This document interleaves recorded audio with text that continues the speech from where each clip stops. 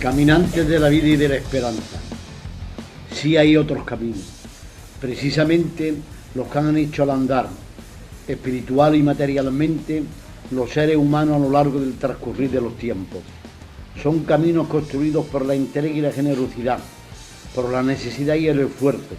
por el deseo de relación y de avanzar por todos los lugares y sentidos. Son caminos del existir que nos legaron nuestros mayores y que nosotros traspasaremos ensanchándolos a quienes nos han de suceder cumpliéndose lo establecido, generación tras generación, siglo tras siglo, milenio tras milenio. Así, sí compartimos con el poeta que hacemos camino al andar sobre nuestros propios y espirituales mares, a la par que asentamos otros sobre nuestra geografía para que los sentimientos puedan proyectarse y extenderse hacia todos los ámbitos, mejorando el diario transitar de las personas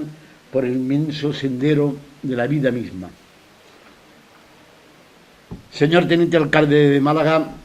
señor representante del Ayuntamiento de Málaga, presidente de la Asociación de Empresarios de Málaga, miembros de las corporaciones municipales de Alhama y de Málaga, queridos amigos todos, si hay alguna satisfacción que personalmente pueda sentir es la de aunar mi condición de alameño con la de malagueño, ambas inconfundibles y sinceramente a la par, porque si tuve la suerte de nacer en Alhama y quererla y tener allí lo mejor que yo tuve de mi vida, precisamente aquí he tenido y he encontrado toda la otra parte de mi vida y de mi ser. Por eso, como alguien dijo hace muchos años, para mí el mayor orgullo es ser el alameño de Málaga y el malagueño de Alhama. En este saludo lo primero es trasladar las palabras del alcalde de Málaga que nos acaba de llamar a Raúl, me ha pasado la llamada, de que a él le gustaría muchísimo estar aquí, como tantas veces ha demostrado el afecto hacia Alhama. Él es bisnieto de alameño, primo hermano de un bisabuelo mío. El Prados que él lleva es de Alhama. Y también el presidente de esta corporación, de esta Cámara que nos encontramos, que cuando le dije, porque permiso hay que pedirlo, claro está, de la posibilidad de organizar este acto, no solo, como luego veréis a la tarde, no solo manifestó su total aprobación, sino su deseo de que este acto sirva precisamente para esas relaciones que toda corporación de derecho público, cuando se dedica a vincular lo que son actividades en el orden económico, se conviertan también en actividades en el orden afectivo. Así, vendrá ahora después, pero por otro acto que tenía precisamente coincidiendo con el alcalde de Málaga, no ha podido estar aquí en estos momentos y tenemos el orgullo que esté un oriundo de Alhama presidiéndonos, junto con la representación del Ayuntamiento de Alhama, como es Raúl. Además, nuestro primer premio oriundo como alameño. Es una gran satisfacción, Raúl, siempre. A lo largo de la vida, si algo nos ha unido a los pueblos y a las personas, indiscutiblemente, como todos sabréis, son los caminos. Y yo, que ya profundicé sobre este tema con motivo del ingreso en la Academia de San Telmo,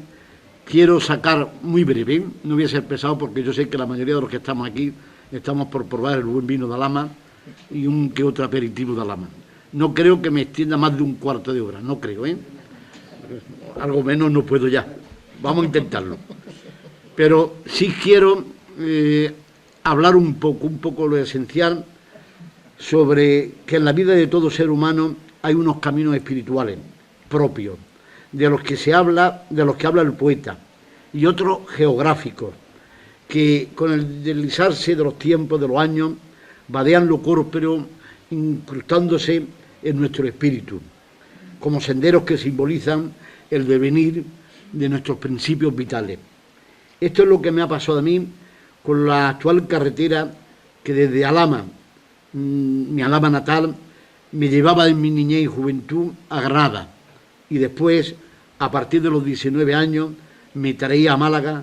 para, sin despojarme de mi alameñismo, convertirme para siempre en malagueño. Carretera que antes fue acceso, que casi desde la misma noche de los tiempos llevaba desde el mar que bañaba a Málaga hacia el interior de la región y desde esta a lo que se denominaba Mare Nostrum, con lo que ello supone de haber sido paso y cauce de personas, culturas y civilizaciones desde al menos la prehistoria. Ya en el Paleolítico Medio era así. A lo largo del trayecto se suceden valiosos testimonios de asentamientos de personas y poblaciones de hace más de 100.000 años. Los hombres de estos remotos tiempos, como a continuación los del Neolítico, seguidos de túrdulos, íberos, fenicios, romanos, visigodos y musulmanes, han ido dejando su huella y con ello la realidad indiscutible de que era la ruta que utilizaron tanto para avanzar y asentarse en el interior como para alcanzar el mar. La abundancia de testimonios romanos se ve igualada por la de musulmanes. Por ejemplo, en el año 886, Al-Mundir, en su lucha contra los muladíes de la Cora, penetra por este camino y en el corazón del mismo. Cuando tenía cercado a Ibn Yasum, recibe la noticia en Alhama de que acaba de morir su padre, Mohamed I, y que ha de regresar a Córdoba precisamente para subir al trono. Avanzando el tiempo, hace ahora algo más de 1000 años, ya era la vía de comunicación más importante, la de mayor tráfico de todo el reino cirí, apareciendo como tal ruta en las célebres memorias del rey Ayab, el más preciado documento que se conserva historiográficamente desde el siglo XI, cuando narra una campaña que le trae desde Alhama, pasando por Alhama, en 1082. Es en 1239 cuando Alamar llega hasta Málaga para convertirla en parte esencial de su reino, el de Granada, el reino nazarí, y da categoría real a esta ruta, la que utilizaría en su desplazamiento a esta parte del reino la práctica totalidad de los 23 reyes nazaríes, desde el fundador de la dinastía, el Alamar hablado, hasta el último, el desafortunado Boabdil, el que soñó con Alhama para quedarse después de rendir la Alhambra. No olvidemos además que Alhama era el lugar de descanso y recreo de los sultanes de Granada. Como escribió mi padre en Alhama vista por un extranjero, y reanudaron la marcha por la amplia senda que en aquellos siglos era el camino real nazarí que unía las populosas ciudades de Málaga y Granada, por el que también pasaron los ilustres viajeros egipcios Al-Hammurabi, autor de Caminos con las miradas puestas en el mundo, y en la primera mitad del siglo XIV, Al-Basir, quien fue testigo directo de un ataque lusitano en las afueras de Málaga en la segunda mitad del siguiente siglo, y entre estos dos, el tangerino Ibn Battuta, que desde Fez, en 1349, vino a Andalucía años después del desastre de los bereberines en la batalla del Salado. Entre los escritores musulmanes de estos siglos es sumamente interesante y curioso el testimonio de este último, de Ibn Battuta, el viajero, como se le conoce en la historia, el que a los 20 años emprende los viajes que le hacen célebre, recorriendo toda Asia durante años y años, hasta el punto de que cuando vuelve de esos viajes en Damasco recibe la noticia de que su padre había muerto 25 años antes. Ibn Battuta, cuando ya había viajado durante 25 años y recorrido más de 110.000 kilómetros, estamos hablando del siglo XIV, decide, antes de regresar a su Tánger natal, conocer Andalucía. Entrando por Gibraltar, visita Ronda, Marbella, Sojai, que fue en Girola, y llega a Málaga, una de las ciudades más bellas de España, quedando impresionado por la noble hospitalidad de los malagueños, de la que todos vosotros bien conocéis, y yo sé de sobra. Clareando aquel día de finales del verano del 750 de la Égira, el viajero corona la colina que une hoy la Cala del Moral con Rincón de la Victoria, y situándose cerca de la cueva del Higuerón, la de la leyenda y el tesoro, quedaría deslumbrado con el bello alborear que desde la mar se pronuncia ante su ojo. Bajando la cuesta, entraría en la pujante Vermiliana, hoy nuestro rincón de la Victoria, amurallada población, con mezquita, medina, puerto pesquero y almadraba, lugar que ya 2 siglos antes era famoso por sus pescaderías. Desde aquí, por lo que se conoce como Camino Viejo de Vélez, donde tengo la ventura que me han deparado las circunstancias de que esté situado el hogar mío y de los míos, continuaba hacia Vélez, y de Vélez para Alamma, Termas de Alamma, una bella ciudad con una potentosa mezquita, muy bien situada y construida. Estamos en 1439. Posee una fuente de agua caliente a la orilla de su río, a la distancia cerca de 1 milla de la población. Se ve allí una casa para los baños de los hombres y otra para las mujeres. En Alamma visita detenidamente a la población, el balneario y parte para Granada. Después de su fructuosa estancia en Granada, Ibn Battuta vuelve a Alamma, pero no está en ella antes de reemprender el camino hacia Vélez, ya retornando definitivamente para su ciudad natal. Concretamente, la ruta que el legado andalusí designaría a finales del pasado siglo como la de Ibn Battuta solo respetaba el itinerario histórico en su primera mitad. Partiendo precisamente desde Málaga, pasa por la Cala del Moral, la antigua Memiliana, Benajarafe, Almayate Bajo, Torre del Mar, Vélez Málaga, Puerto de Zafarraya, El Almendrá y Alamma. Y desde aquí ignoraba algunas poblaciones, aunque luego ya después se rectificó y ya cogió Agrón, Venta de Huelma, La Malá y La Gavia, buscando poblaciones ya más interesantes históricamente más que turísticamente. Abb-Basir, el último gran escritor viajero musulmán que nos habla de este recorrido y de los encantos de sus ciudades y lugares de Alamma, afirmó: uno de los lugares más bellos y amenos que he visto. Ya en plena guerra de Granada, cuando el camino va dejando de ser en nazarí para convertirse en cristiano entre Alamma y Granada, resulta que la decisión del marqués de Cádiz, cuando se le propone tomar Málaga, es que la consideran muy difícil porque sería población, la segunda más importante del reino nazarí, que difícilmente no estaría guarnecida. Entonces, mandando concretamente a Juan de Prado Ortega, capitán de escaladores, le indica que la fortaleza de Alamma, precisamente por tener las murallas naturales que tiene con sus tajos y de tener también lo que es las murallas bien fortificadas, artificiales, esa es la ciudad propicia para ser tomada. Y así aquel 28 de febrero de 1482, en la batalla tenebrosa, Alamma se convierte en la primera ciudad que se incorpora al reino de Castilla, o si se quiere, a la novísima Castilla que ya constituía Sevilla y lo que había conquistado ya siglos anteriores. Ahora que estamos también representando a la comarca de Alamma, de la que somos cabeza histórica y natural, y que en parte de ella venimos también a estar aquí hoy, solo aclarar una cosa que se me ha preguntado muchísimas veces, en relación a lo del temple, a aquello de que si pertenecía a los caballeros templarios. Todo eso es una leyenda. Concretamente, la denominación de La Malá, cuyo viejo nombre es el de Kemple, procedía de la tribu árabe de los Yazid,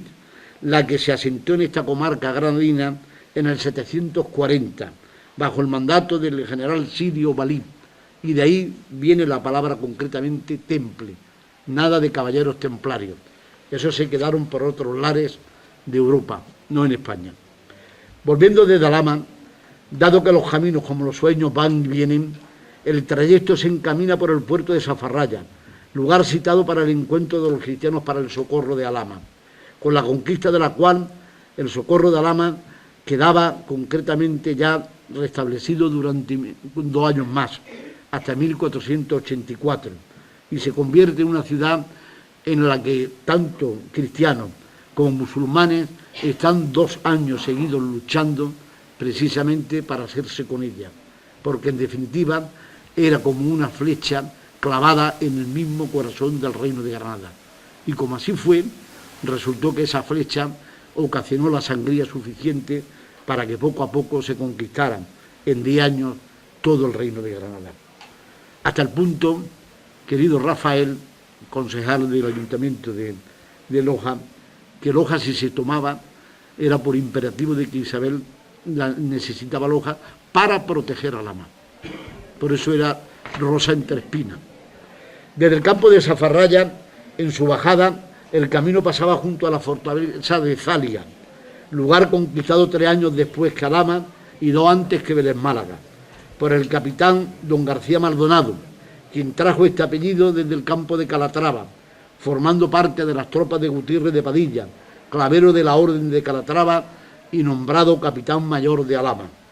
Zalia, lugar que se desplomó bajo el dominio cristiano, levanta un exiguo resto de muralla proyectándolo sobre el camino convertido en muralla, en carrera. Bien lo sabe, querido amigo Gerardo, la pena de la pérdida de Zalia, no en el siglo XIV, sino la pérdida en nuestros tiempos y en el sentido que ha quedado, porque es ciudad que está hasta en la mitología. Llega a situarse allí a Ulises en su periplo por el Mediterráneo. Y desde esta fortaleza, cuya primera construcción fue fenicia, se ejercía un control sobre los ganados que iban a la dehesa de Zafarraya, durante los siglos explotada conjuntamente por Vélez y Alhama, lo que conllevó más de una controversia entre estas dos ciudades, pero lo que supuso, sin lugar a dudas, que quedaran unidas estas dos ciudades para siempre. El pasaje continúa hasta entrar por la puerta de Granada en Vélez, en la que se escribe: es de 3.000 vecinos, a la Marina, ciudad muy fuerte y de las principales de este reino. Querido Ángel, como hemos dicho, tendremos que volver a Vélez, con la que nos hermanamos un día de septiembre de 1970, y en el que aquellos deseos de hermandad creo que se han cumplido en muchísimos puntos y habrá que volver a ratificarlo. Hacia Málaga, como hemos dicho, Vermiliana, por donde salieron hacia la ribera del mar las tropas del Marqués de Cádiz, tras el desastre de la Sarquía, donde pernoctaría Fernando el Católico en su caminar hacia la conquista de Málaga, cuya mezquita fue donada por el rey castellano para la construcción de la venta que hoy es la Casa Fuerte, que después levantaría allí Carlos III, y donde Isabel la Católica, en aquel verano de 1482, descansó varias veces en su caminar por estos lugares. En las crónicas castellanas del siglo XV y tras la conquista se menciona reiteradamente la relación de Málaga y Alhama por este camino. Y en concreto es que se da un aspecto que ha pasado un poco desapercibido por nosotros los historiadores y que creo que deberíamos recuperar. Y es que ni más ni menos que el conde de Tendilla, don Íñigo López de Mendoza, convertido ya en gran embajador de los Reyes Católicos, el que consigue que nosotros tengamos la iglesia de Santa María de la Encarnación, gracias al patronazgo real que se firma entre los Reyes Católicos y el Papa mediante este embajador, recibe tierra en Alhama por su conquista y su participación. Fue alcaide de Alhama y capitán general en Alhama durante 1484. Y allí recibe concretamente lo que conocemos por el marqués, es el marqués de Mondeja, pero es que ese título de marqués de Mondeja era del conde de Tendilla. Pero es que a su vez, con la conquista de Málaga, recibe importantes propiedades en Almayate. Y entonces la importancia del personaje, la relevancia que tenía, supone que este camino tuviese cierto interés en ser protegido y, lógicamente, en ser cada vez perfeccionado dentro de lo posible, cada vez más, entre lo que era ya Málaga y Alhama. Durante los años y siglos posteriores recorrerán este camino escribiendo sobre el mismo, entre otros muchos personajes, y voy abreviando: el silesiano Nicolás Popielo, que en 1494 y 1495 no solo va por Alhama, sino que traslada concretamente en sus escritos por toda Europa la belleza de la ciudad, lógicamente también la de Málaga. El geógrafo, cartógrafo alemán Jerónimo Münzer, en 1495. En 1525, el patricio Andrés Navajero, embajador de la República de Venecia, que viene a la corte de Carlos V y concretamente al casamiento de Carlos V con Isabel de Portugal. En 1564, Georgio Hohenagel, el que nos hace el dibujo histórico más trascendental y más bonito que tenemos de Alhama, en 564. Y 2 años antes, Anton van der Wingaerde, que también nos hace otro dibujo con más sentido real, porque iba en nombre de Felipe II para realizar el dibujo de las grandes ciudades de España por si alguna vez eran atacadas. Y lo hacía en un sentido militar, por eso la perfección de este dibujo, viéndose las torres concretamente protectoras que había del balneario y de la propia ciudad. Otro dibujo realmente maravilloso. Si alguno os interesa y no lo tenéis, os lo puedo facilitar.